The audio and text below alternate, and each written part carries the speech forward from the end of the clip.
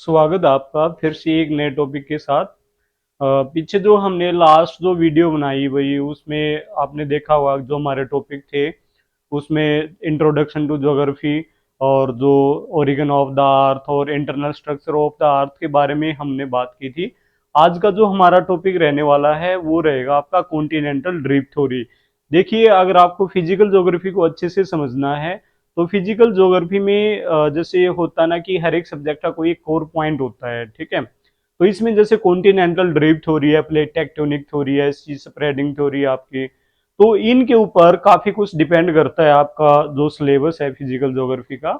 और वो इससे कहीं ना कहीं इंटरलिंक है हर एक थ्योरी से। चाहे आप ओरिजिन ऑफ माउंटेन्स की बात कर लो, वोल्केनो इरप्शन की बात कर लो और अर्थक्वेक की बात कर लो, कोई भी टॉपिक हो चाहे, या फिर उनसे जो भी एक्सोजेनिक जो फोर्सेस से जो चेंज आते हैं अर्थ सरफेस पे उनकी बात कर लो। हर एक जो टॉपिक है हमारा, हर एक जो कंटेंट है वो कहीं ना कहीं इससे इन टॉपिक से जुड़ा हुआ है, इन थ्योरी से जुड़ा हुआ है, ठीक है। और जो ये थ्योरी है भाई काफी इंपॉर्टेंट है आपके लिए। तो हो सकता है वीडियो थोड़ी सी लंबी हो जाए, तो वीडियो को लास्ट तक जरूर देखें ताकि जो कॉन्सेप्ट है वो अच्छे से कवर हो सके। और आपके जो भी सुजेशंस हो प्लीज कमेंट बॉक्स में आप जरूर कमेंट करें।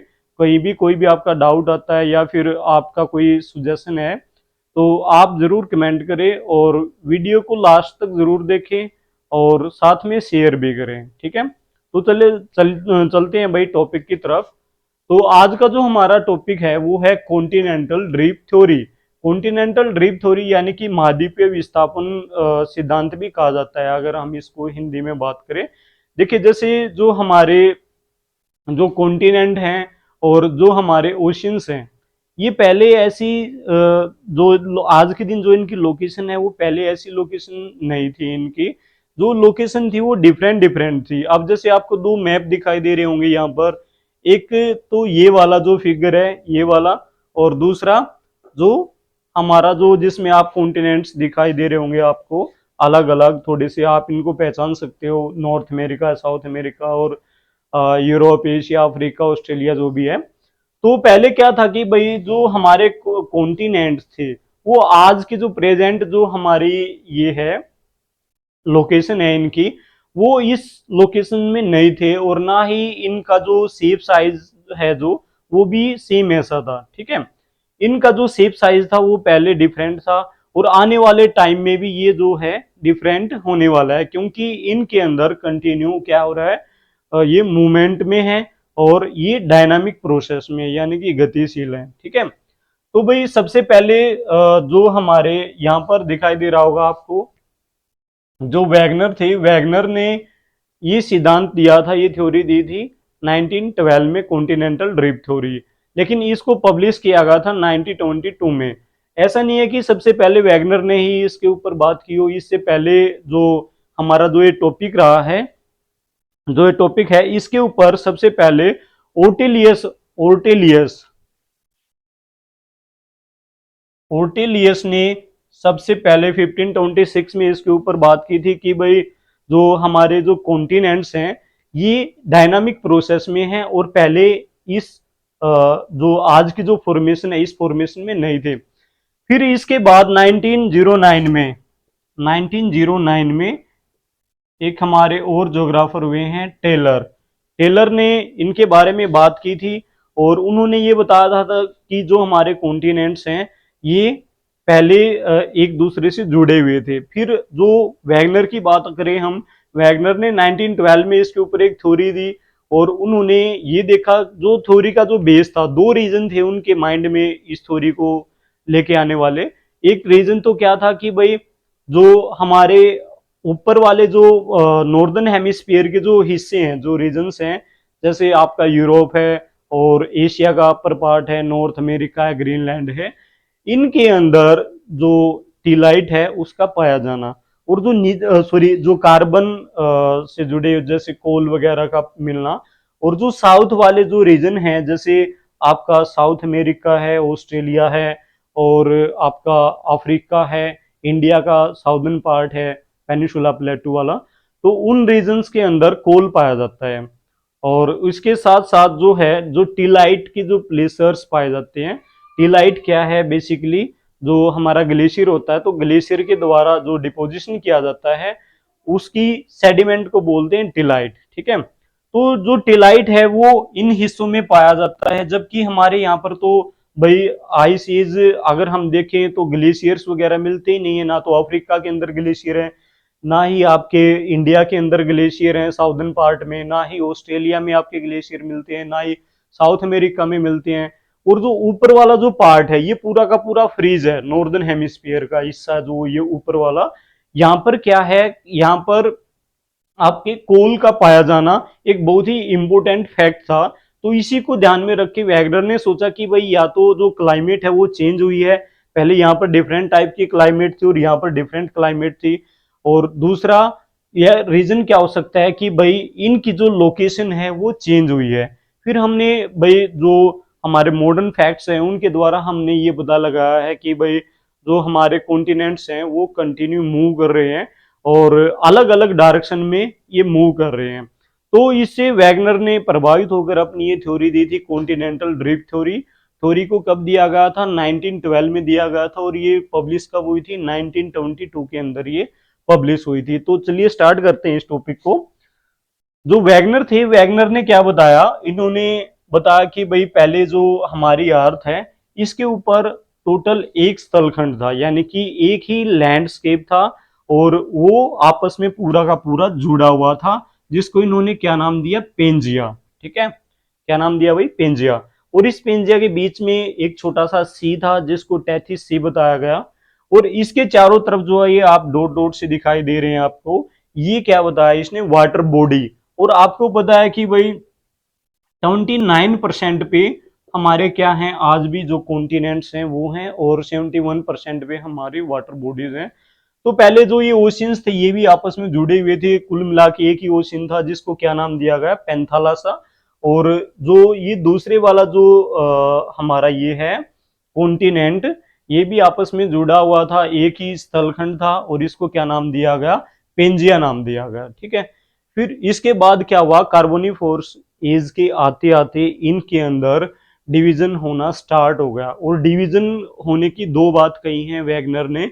इसके लिए दो फोर्स बताए हैं उन्होंने, एक तो पोलर फ्लिंग फोर्स और दूसरा tidal force. Polar fling force क्या है कि जैसे हमारे जो अर्थ रोटेट करती है, तो आपको पता ही है कि जो अर्थ की जो शेप है वो कैसी है, जियोड टाइप में है, यानी कि वो पूरी तरह से गोल नहीं है, और इक्वेटर से वो उभरी हुई है, और ऊपर नीचे से थोड़ी सी अंदर की तरफ धसी हुई है। तो हमारी जो अर्थ है उसकी शेप कैसी है, जियोड टाइप की है। ठीक है, तो इसी वजह से जो पोलर फ्लिंग फोर्स है उसकी वजह से इन्होंने क्या बताया कि जो कॉन्टिनेंट्स थे इनमें मूवमेंट स्टार्ट हुआ अलग अलग डायरेक्शंस में, और दूसरा जो सन और मून से जो ग्रेविटेशनल फोर्स की वजह से जो अट्रैक्शन हुआ जिसकी वजह से टाइडल फोर्स आते हैं, ठीक है, सॉरी टाइडल आते हैं आपके, तो उसको इसने जिम्मेवार बताया कि भाई करोड़ों साल के अंदर वो इतने ज्यादा प्रभावशाली हो गया था वो टाइडल फोर्स, जिसकी वजह से इनमें क्या हुआ, दरारें आनी स्टार्ट हो गई। ठीक है, तो इन्होंने फिर क्या बताया कि जो पेंजिया था हमारा, ये पेंजिया दो पार्ट्स में डिवाइड हो गया।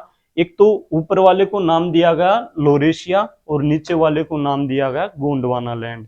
फिर जो लोरेशिया है इससे आपके अपर वाले जो कॉन्टिनेंट्स है, जैसे नॉर्थ अमेरिका है आपका, यूरोप है, और भाई एशिया का जो पार्ट है, ऊपर वाला जो पार्ट है नॉर्दर्न पार्ट, वो बने, और नीचे वाला जो पार्ट है उसमें से आपका अफ्रीका, साउथ अमेरिका, अफ्रीका और जो ऑस्ट्रेलिया, ये बने। हमारा जो इंडिया है, इंडिया भी पहले इसके साथ जुड़ा हुआ था। किसके साथ जुड़ा हुआ था, यहाँ पर एक मेडागास्कर आपने देखा भी होगा मैप के अंदर, कि जो अफ्रीका है, अफ्रीका के ईस्टर्न साइड में एक आइलैंड है जिसको मेडागास्कर बोलते हैं। तो वो जो मेडागास्कर है वो हमारे इंडिया से ही अलग हुआ है। ठीक है, और इंडिया पहले कहीं ना कहीं इस पार्ट से जुड़ा हुआ था, और इन सब के बारे में वैगनर ने बताया है जिग्सा फिट के बारे में। वैगनर ने किसके बारे में बताया है, जिग्सा फिट के बारे में बताया है। इन्होंने जो अपनी थ्योरी दी है इसमें कई सारे एविडेंस दिए हैं, जैसे कि एक तो जिग्सा फिट हो गया जो सबसे इंपॉर्टेंट है, और वो बिल्कुल स्टिक भी है। ठीक है, जो 1964 में बुलार्ड नाम की एक व्यक्ति थे जिन्होंने इसका मैप बनाया था, मैपिंग की गई ओशियंस की।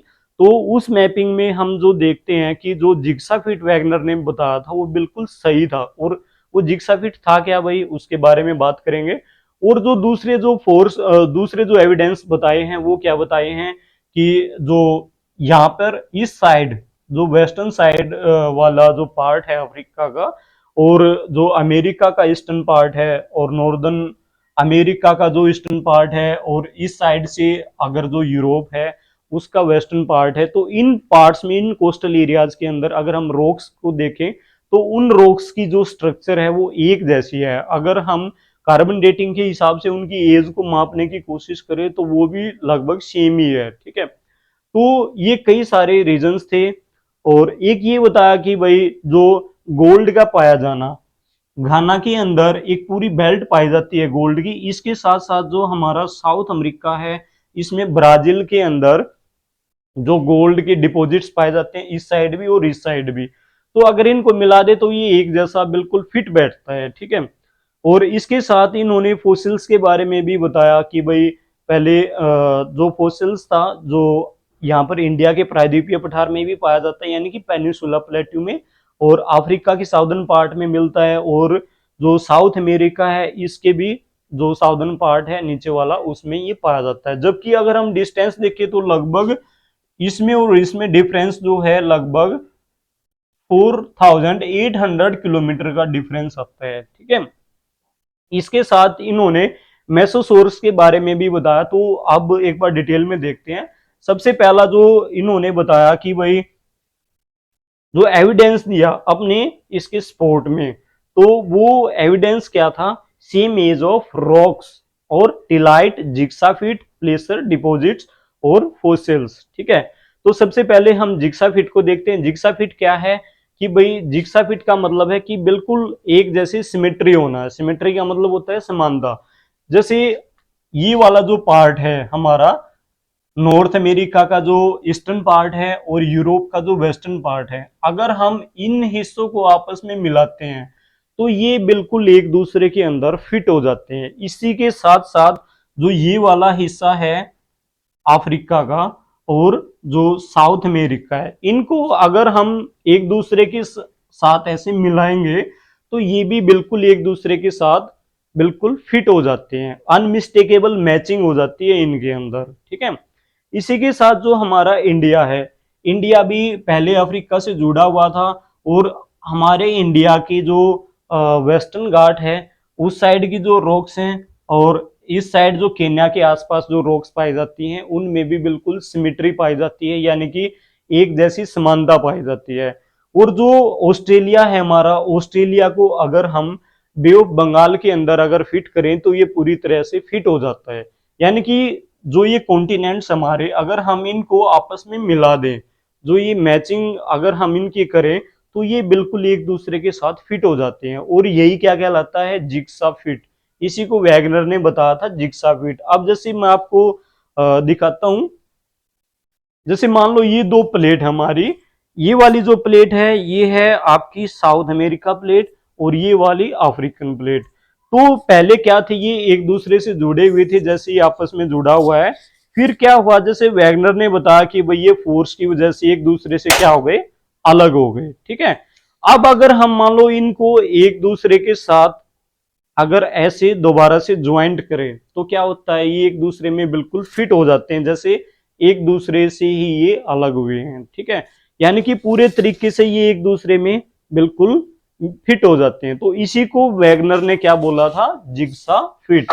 यानी कि यही क्या कहलाया, जिग्सा फिट कहलाया। दूसरा फिर जैसे अगर हम देखें भाई कि इस साइड वाली जो रॉक्स हैं, अफ्रीकन पार्ट्स के जो रॉक्स हैं इस साइड से, और जो साउथ अमेरिका का ये वाला हिस्सा है, यानी कि जब हम इनको मिलाते हैं तो इनके अंदर जो रॉक्स हैं इस हिस्से में अफ्रीका के, और जो ईस्टर्न पार्ट है साउथ अमेरिका का, अगर हम इनके अंदर देखें तो ये जो रॉक्स हैं इनके अंदर बिल्कुल सिमिलरिटी पाई जाती है। और यहाँ पर गाना के अंदर और ब्राजील के अंदर जो गोल्ड डिपोजिट प्लेसर्स पाए जाते हैं, उनका डिपॉजिट भी बिल्कुल सेम देखने को मिलता है। मिलाने के बाद ऐसा लगता है कि जैसे ये एक ही माइन से अलग हुए दो रीजन्स हैं, ठीक है। तो इसके बाद जो गोल्ड डिपॉजिट्स है इसके बारे में हमने बात की। दूसरा था एज ऑफ रॉक्स। अगर हम इन किनारों की रॉक्स को देखें तो वो भी हमें सेम एज की मिलती हैं सारे की सारे। तीसरा है टिलाइट। टिलाइट क्या है कि जो इंडिया का जो साउदर्न पार्ट है हमारा पेनिसुला जो प्लेट्यू है, जो पेनिसुला प्लेट्यू है, अगर इसके बेस लेवल में हम देखें तो यहाँ पर टिलाइट के सेडिमेंट्स मिलता है, डिपॉजिट्स मिलते हैं। और ये कब होता है भाई, जब ग्लेशियर डिपॉजिट करता है तो वहां पर ये जो टिलाइट्स हैं ये पाए जाते हैं। ठीक है, तो लेकिन इंडिया में तो क्या है कि भाई इसकी जो फॉर्मेशन है वो भी इग्नियस रॉक से बनी हुई है, पूरा पूरा पेनिसुला प्लेट्यू, क्योंकि यहाँ पर हार्ड रॉक्स पाए जाते हैं। और दूसरा जो रीजन्स हैं आपके, जैसे साउथ अमेरिका का पार्ट है, ऑस्ट्रेलिया का पार्ट है, तो इनके अंदर टिलाइट के डिपॉजिट्स पाए जाते हैं। इट मींस ये पहले कहीं ना कहीं यहाँ पर एज जो है आइस एज वो रह चुका है। और दूसरा जो हमारा अंटार्कटिका है, अंटार्कटिका है, जो अंटार्कटिका क्या है, कॉन्टिनेंट्स है, तो इसके साथ ये जुड़े हुए थे। और जो अंटार्कटिका के अंदर भी ये सेम आज के दिन भी वही टिलाइट डिपॉजिट्स हमें देखने को मिलते हैं। ठीक है, और जैसे ये एक दूसरे से अलग हुए थे तो बीच में पहले क्या था, जुड़ा हुआ था, बीच में क्या बन गई, एक खाई बन गई।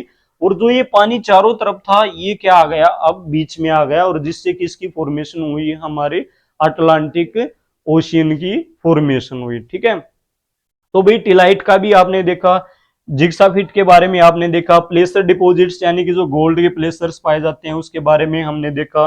फिर है फोसिल्स। फोसिल्स में जैसे जो भी वेजिटेशंस हमारे जिसके भी फोसिल्स यहाँ पर पाए जाते हैं, वही जो फोसिल्स हैं वो यहाँ पर भी देखने को मिलते हैं, ऑस्ट्रेलिया के अंदर भी देखने को मिलते हैं, प्रायद्वीपीय पठार में भी देखने को मिलते हैं। तो जो अफ्रीका, इंडिया और ऑस्ट्रेलिया, ठीक है, इनको मिलाकर जो वैगनर है, वैगनर ने इसको क्या नाम दिया, लेमुरिया।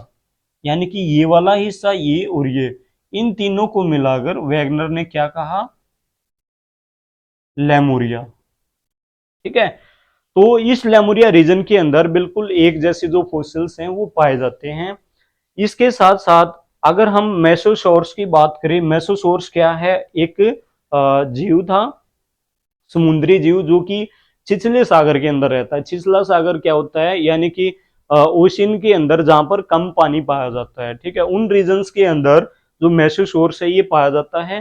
तो इसके जो फोसिल्स हैं, जो एविडेंस हैं, वो आज भी इंडिया के अंदर प्रायद्वीपीय पठार में, और अफ्रीका का जो साउदर्न पार्ट है यहाँ पर केप टाउन से नीचे, और जो साउथ अमेरिका है, साउथ अमेरिका के बिल्कुल साउथ में यहाँ पर ये जो फोसिल्स हैं वो आज भी पाए जाते हैं। अगर हम इनमें डिस्टेंस देखें तो आज के दिन इनका डिस्टेंस कितना है, 4800। तो इतनी लंबी दूरी आई थिंक जो ये जीव था इसके द्वारा कवर करना काफी ज्यादा मुश्किल है, इम्पॉसिबल है, क्योंकि और वैसे भी ये छिछले सागर में रहता था, छिछले सागर में पाया जाता था। तो इसलिए ये जो है, इससे ये प्रूव होता है कि भाई पहले जो ये वाले हिस्से थे ये आपस में एक दूसरे से जुड़े हुए थे। ठीक है, तो ये कुछ वेजिटेशंस और फोसिल्स वगैरह के, प्लेसर डिपॉजिट, जिग्साफिट और एज ऑफ रॉक्स, इनके बारे में वैगनर ने बताया था। और इन्हीं से इन्होंने ये प्रूव किया था कि जो कॉन्टिनेंट्स हैं ये एक दूसरे से जुड़े हुए थे। अब जैसे एक और भी हमें प्रमाण मिलता है, जैसे जो हमारे जैसे रॉकीज है, एंडीज है, और यूराल माउंटेन है, एटलस है, और ये ग्रेट डिवाइडिंग रेंज है ऑस्ट्रेलिया के ईस्टर्न पार्ट में। तो इनकी फॉर्मेशन भी कैसे हुई, जैसे ये अलग अलग पार्ट में डिवाइड होके मूवमेंट शुरू हुआ इनमें, तो जो हमारा नॉर्थ अमेरिका था ये वेस्टर्न साइड में मूव कर गया, और यहाँ पर ये वाला जो हिस्सा था ऊपर उठा हुआ था, और ये वाला नीचा हिस्सा नीचे दबा हुआ था। तो यहाँ पर ज्यादा प्रेशर लगा, ज्यादा प्रेशर लगने की वजह से क्या हो गया, ये वाला जो हिस्सा था ये फोल्ड हो गया, और इसी तरीके से ये वाला भी फोल्ड हो गया, और इसी तरीके से जो अफ्रीका है ये ऊपर की तरफ मूव किया इसने, तो यहां से ये भी फोल्ड हो गया। ठीक है, और इसी तरीके से जो ऑस्ट्रेलिया है, ऑस्ट्रेलिया का भी ईस्टर्न पार्ट, क्योंकि इसमें मूवमेंट जो है ईस्ट की तरफ हुआ, तो ईस्ट में भी ईस्टर्न पार्ट में फोल्ड हो गया, और इन्हीं से जो है फोल्ड माउंटेन्स की फॉर्मेशन हुई। और इंडिया जो है ऊपर जाके जब चाइना से टकराया तो वहां पर भी हमें जो फोल्ड है वो देखने को मिलता है, फोल्ड माउंटेन्स, और उसका नाम क्या है, हिमालय। ठीक है, तो इस तरीके से जो हमारे फोल्ड माउंटेन्स हैं इनकी भी उत्पत्ति हुई है। यूपीएससी में ये क्वेश्चन पहले भी पूछा जा चुका है कि भाई सभी कॉन्टिनेंट्स के अंदर जो फोल्ड माउंटेन्स हैं उनकी फॉर्मेशन कैसे हुई, उनका एक्सप्लेनेशन दीजिए। ठीक है, और इससे जुड़े कई सारे जो क्वेश्चंस हैं वो पूछे जाते हैं, जैसे बेसिकली नेट के अंदर भी एस्टेट वगैरह, ठीक है, या फिर जो और अदर एग्जाम्स आपके, तो उनके अंदर भी क्वेश्चन पूछे जाते हैं कि भाई जैसे जो थ्योरी थी वो किसने दी, वैगनर ने दी। वैगनर कहाँ से बिलोंग करते थे, ये जर्मनी से बिलोंग करते थे, और ये क्लाइमेटोलॉजिस्ट थे। ठीक है, यानी कि मौसम विभाग से संबंध रखते थे ये। और इनकी जो थ्योरी थी 1922 में ये पब्लिश हुई थी, 1912 में इन्होंने दी थी। और इससे पहले जो टेलर थे उन्होंने इसके लिए ट्राई किया था, उन्होंने इस थ्योरी के बारे में बताया था, लेकिन उन्होंने इतनी ज्यादा एक्सप्लेनेशन के साथ इसको नहीं दिया था। तो जैसे जो सर्वमान्य जो थ्योरी है, यानी कि जो वैलिड थ्योरी है वो वैगनर की मानी जाती है, क्योंकि काफी सारे एविडेंस देते। लेकिन होता है भाई, जैसे कोई भी थ्योरी आती है तो उसकी आलोचना भी होती है, उसके अगेंस्ट भी बहुत सारे जो प्रूफ्स हैं वो निकालने की कोशिश की जाती है। तो सेम ऐसा ही जो वैगनर है, वैगनर के अपोजिट भी अगेंस्ट में भी कुछ बातें कही गई हैं कि भाई जैसे जो 20 करोड़ साल पहले जो ये मोमेंट हुआ, उस टाइम पर अगर मान लो जो ग्रेविटेशनल फोर्स था सन और मून का वो इतना ज्यादा था, तो वो आज कैसे कम हो गया, क्योंकि भाई हाइडल फोर्स इतना ज्यादा नहीं हो सकता कि उससे जो हमारा जो स्थलखंड है या जो लैंडस्केप है वो टुकड़ों में डिवाइड हो जाए और वो अलग अलग पार्ट्स में मूव कर जाए। ठीक है, और दूसरा उन्होंने जो वैगनर ने ये बताया था कि भाई जो हमारे ये थे कॉन्टिनेंट्स थे अलग अलग पार्ट्स में ये मूव कर गए, तो इनकी भी जो स्टिक एक्सप्लेनेशन नहीं दी गई है उसके बारे में। ठीक है, और इनका जो मेन जो बेस था थ्योरी का वो क्या था, टू एक्सप्लेन क्लाइमेटिक चेंज, यानी कि जो क्लाइमेट चेंज हुई है, यानी कि जो ये डिपॉजिट्स पाए जाते थे टिलाइट और नॉर्दर्न पार्ट में कोल डिपॉजिट्स का पाया जाना, इसके बेस पे। और दूसरा, prove that ocean basins and continent are unstable, यानी कि ये सिद्ध करना कि जो हमारे कॉन्टिनेंट्स हैं और जो ओशियंस बेसिन हैं वो डायनामिक प्रोसेस में है, यानी कि अनस्टेबल है, अस्थिर है, वो स्थिर नहीं है। ठीक है, तो इसके लिए इन्होंने टाइडल फोर्स को माना था, एक टाइडल फोर्स और दूसरा पोलर फ्लिंग फोर्स। फिर इसके बारे में इन्होंने कुछ एविडेंस दिए थे जिसके बारे में हमने डिस्कस किया। तो ये जो थ्योरी है काफी ज्यादा इंपॉर्टेंट है भाई, और इस थ्योरी पर बेस ही आपका जो सी फ्लोर स्प्रेडिंग जो थ्योरी आई थी बाद में, उसने इसको बिल्कुल प्रूव कर दिया, और इस थ्योरी को बिल्कुल और ज्यादा मान्यता मिली कि भाई उसमें क्या बताया गया कि जो हमारे सी फ्लोर हैं, यानी कि जो सागर का जो यानी कि ओशियंस का जो तल है, नीचे वाला जो बॉटम है, तो वो उसकी फॉर्मेशन कैसे हुई और जो सी है वो कैसे स्प्रेड हो रहे हैं। ठीक है, तो भाई वो थ्योरी भी आपकी काफी इंटरेस्टिंग है, हैरी हेस ने वो थ्योरी दी थी, तो भाई उसके बारे में भी हम नेक्स्ट वीडियो में डिस्कस करेंगे। तो भाई आई थिंक आपको थ्योरी अच्छी लगी होगी, एक्सप्लेनेशन भी मैंने काफी कुछ करने की कोशिश की है। तो अगर कहीं पे कोई आपका कोई सुजेशन है या फिर भाई कहीं पे कोई डाउट्स रह जाता आपका, तो आप कमेंट बॉक्स में मैसेज छोड़ सकते हो। और दूसरा, इस थ्योरी को आप अच्छे से करना, क्योंकि ये काफी ज्यादा इंपॉर्टेंट है हर एक एग्जाम के लिए, और आप एक बार इसका स्क्रीनशॉट ले लीजिए। ठीक है, और अगर आप चैनल पर नए आए हो तो भाई चैनल को सब्सक्राइब जरूर करें ताकि और भी वीडियो आप तक पहुंच सके, और वीडियो को लाइक शेयर जरूर करें। Thank you.